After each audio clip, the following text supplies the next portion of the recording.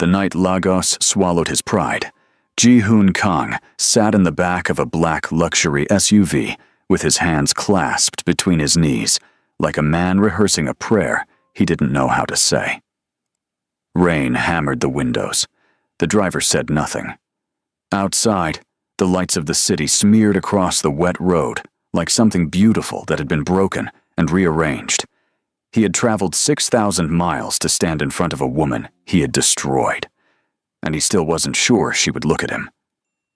Inside the Hotel Echo ballroom, cameras flashed around the woman of the evening. Amara Johnson Kang, or rather, just Amara Johnson now, stood at the center of it all in a deep rust-orange gown, laughing at something a photographer said, completely at home in her success. She was the cover of Lagos Fashion Week's opening night. She was the headline. She was the story. And somewhere across that ballroom, hidden behind a pillar with a glass of water he hadn't touched, Ji-hoon Kang watched her and understood, for the very first time, exactly what he had thrown away. This is the story of a man who had everything the world told him to want, and the moment he got it, he destroyed the one thing that had made it possible. It started in Seoul, in a small cafe near Hongdae, on a Tuesday morning when Ji-hoon Kang was nobody. He was 27 years old, the founder of a tech startup that lived in a cramped office above a dry cleaning shop, and he had just been rejected by his 14th investor in 4 months. He walked into that cafe looking like a man carrying something invisible and very heavy. He ordered an Americano, didn't look where he was going, and walked directly into a woman sitting by the window, sending a full cup of coffee straight across her open sketchbook. He froze. She looked down at the ruined pages. He started apologizing so fast and so badly that she laughed before she could stop herself. Her name was Amara.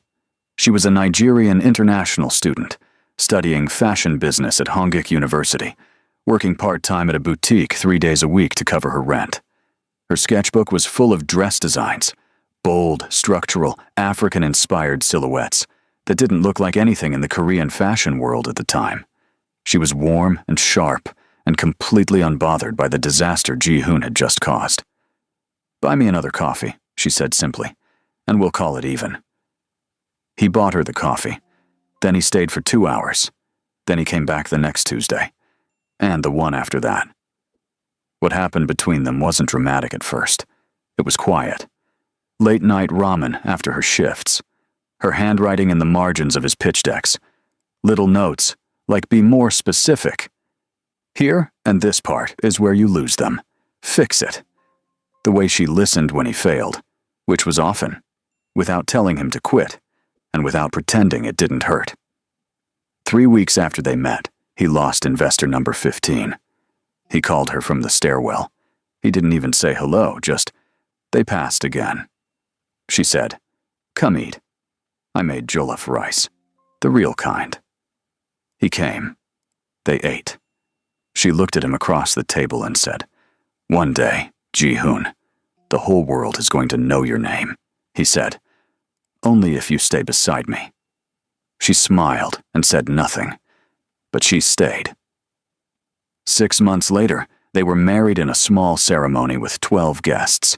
No grand announcement, no media, just 2 people who had decided that what they had was real enough to protect. What Amara never told him, what she never announced, never used as leverage, never once brought up in an argument, was that during those early months, when the company was gasping for air, she had done things that kept it alive. She quietly used her personal savings to cover 2 months of server costs when Ji-hoon's business account hit 0. She introduced him, through her university connections, to a Nigerian venture capitalist named David Okafor, who became one of their earliest investors.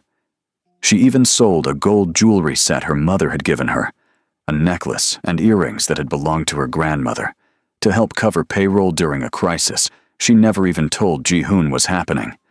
She didn't do it for credit. She did it because she believed in him. That was the kind of woman she was. And then the money came. Ji-hoon's AI logistics platform scaled faster than anyone expected. By the time he was 30, the company had expanded into Southeast Asia and the Middle East. Magazines put him on covers. Business channels called him Korea's youngest self-made tech billionaire. He bought a penthouse in Gangnam. He hired a driver. He wore suits that cost more than what Amara used to pay in rent. And slowly, almost imperceptibly, he began to change. Amara noticed it before he did.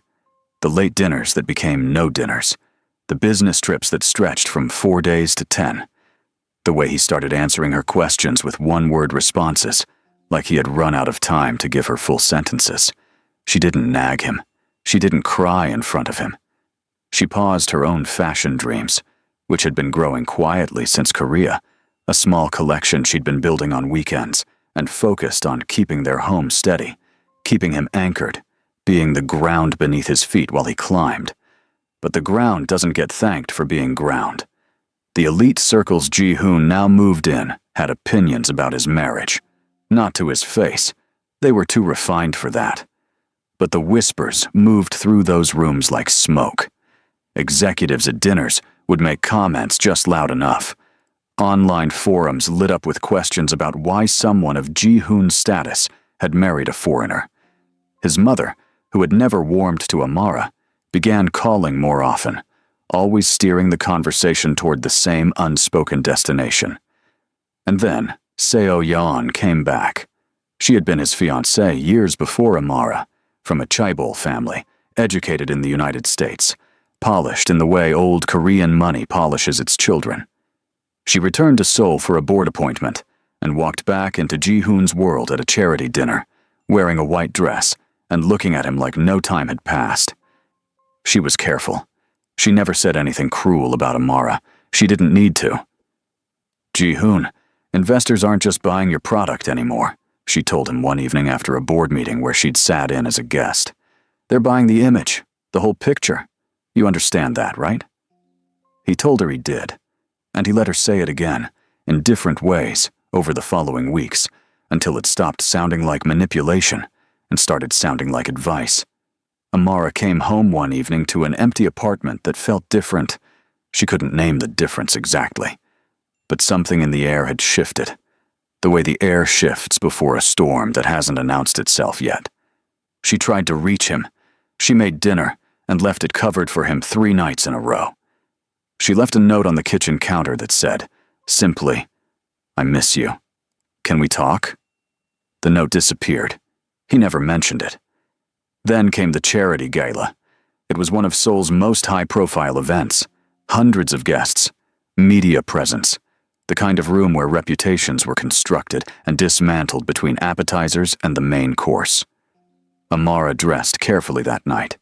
She wore a deep green dress, her hair natural and beautifully done, gold earrings that caught the light. She wanted to stand beside her husband and remind the room, remind him, that they were a unit. She arrived and found him across the room, already deep in conversation with Seo-yeon. When their eyes met, something in his face shifted. Not guilt. Worse. Discomfort. He pulled her aside before the dinner began. They stood near a side corridor, out of earshot, and he spoke quietly, almost carefully, like someone diffusing something. "Amara," he said, "I think we need to talk honestly." She felt her stomach drop. About what? He looked at the floor for a moment. About whether we rushed into this. She stared at him. Rushed into what, Ji-hoon? We've been married for 3 years. Things are different now, he said. The company, the expectations.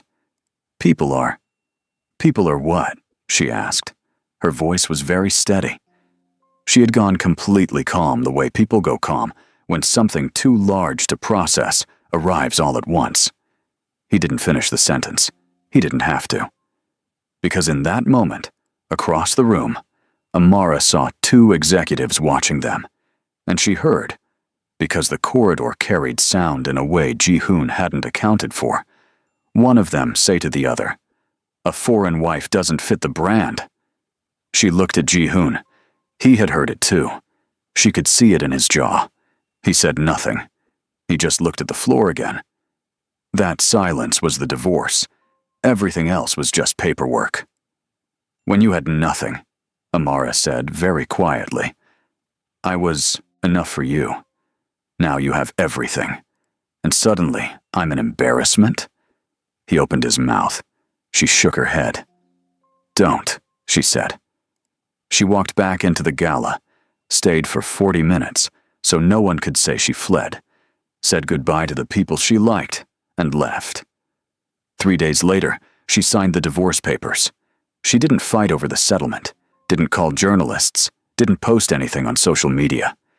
She packed 2 suitcases, called her cousin in Lagos, and left Korea on a Wednesday morning without a press release, without a scene, without giving the people who had whispered about her the satisfaction of watching her break. She left one thing behind, an envelope, unsealed, on the kitchen counter, in her handwriting. Ji-hoon didn't find it for 6 weeks. The collapse, when it came for him, came fast. A year after the divorce, 3 of his major investors pulled out simultaneously over a financial transparency investigation. The company's valuation dropped 40% in 11 days. A former CFO gave an interview that raised questions about the company's early funding structure. Media outlets that had celebrated him turned with the efficiency of weather. And Seo Yeon, who had arrived in his life dressed in promises, left it quietly, by text message, on a Thursday afternoon. I think it's best if we create some distance given everything happening. I'm sure you understand. He sat in the penthouse, the one he had bought to prove something, he couldn't remember what, and did not call anyone because there was no one to call. He had spent 3 years building an image, and no time at all building loyalty. The apartment was very quiet. Then an old employee, a woman named Cha Min-seo, who had been with the company since the 3rd month, came to see him. She was one of the few people who showed up. She sat down and told him something that he would later describe as the moment his chest caved in. She told him about David Okafor, about how Amara had made the introduction, about how, without that funding, the company would have died in its 2nd year. She told him that 2 of the global expansion strategies they'd been credited with had come from conversations Amara had with distributors she met through her own network. She told him about the payroll crisis Amara had solved, quietly without telling him, using money that was not hers to spend. Ji-hoon sat with this for a long time. Then he remembered the envelope. He found it in a box he hadn't opened since the move. The paper inside was folded once. Ji-hoon, I never cared about your money. Not when you had it. Not when you didn't. I only ever cared about your heart. I hope one day you find someone you trust enough to show it. Amara. The man who had not cried at his own wedding, who had not cried when investors rejected him, who had not cried when the stock dropped and the headlines turned. That man sat on the floor of his kitchen and cried for a very long time. Then he made a decision. He found her through a mutual contact, who took 3 weeks and 2 ignored messages to respond. By the time he landed in Lagos, Amara Johnson was no longer a woman he needed to rescue or apologize to quickly before she moved on. She was the CEO of Amare, a luxury African fashion house with stockists in London, Paris, Dubai, and New York. Lagos Fashion Week had made her its opening night headliner for the 2nd year running. He stood at the back of the ballroom and watched her exist in her success, and felt something he hadn't felt in years. Not admiration, not attraction, not guilt. Shame. Clean, clarifying shame that stripped everything performative away from him and left only the truth of what he had done. She saw him before he could approach her. Their eyes met across the room. She held his gaze for 3 full seconds. No shock, no visible emotion, and then turned back to her conversation like someone who had already rehearsed this moment many times and decided in advance how it would go. He waited. After the formal program ended, she found him near the corridor, arms folded, expression careful. You could have called, she said. You wouldn't have answered. She considered this. No, she said. I wouldn't have. They went to a quiet corner of the hotel lounge. He spoke first, and he did not make excuses. He had prepared a speech on the plane and thrown it away somewhere over the Sahara. What came out instead was plainer. I traded love for status, he said, and lost both. I know that's not enough to say. I know there's nothing I can— Ji-hoon, she stopped him. I know what you came to say. Then let me say it. She nodded once. You built me, he said. Not as a metaphor. Actually. You put your money into my company when I was broke. You gave me your network. You sold your grandmother's jewelry. His voice broke on the last word. I didn't know that last part until 6 months ago. I've thought about it every day since. Amara was quiet for a moment. Cha-min seo, she said. Yes. She looked at him carefully. Why are you here, Ji-hoon? What are you hoping for? I don't know how to answer that without it sounding like what I want matters in this conversation. Something moved across her face, not softness exactly, but recognition. I have a daughter, she said. He stilled. Her name is Ji-yeon. She's 2 years old. She has your eyes and my stubbornness, and she already exhausts everyone around her, which means she's going to be extraordinary. Ji-hoon Kang, who had managed boardrooms and press conferences and financial disasters, had no idea what to do with his face, or his hands, or the next sentence.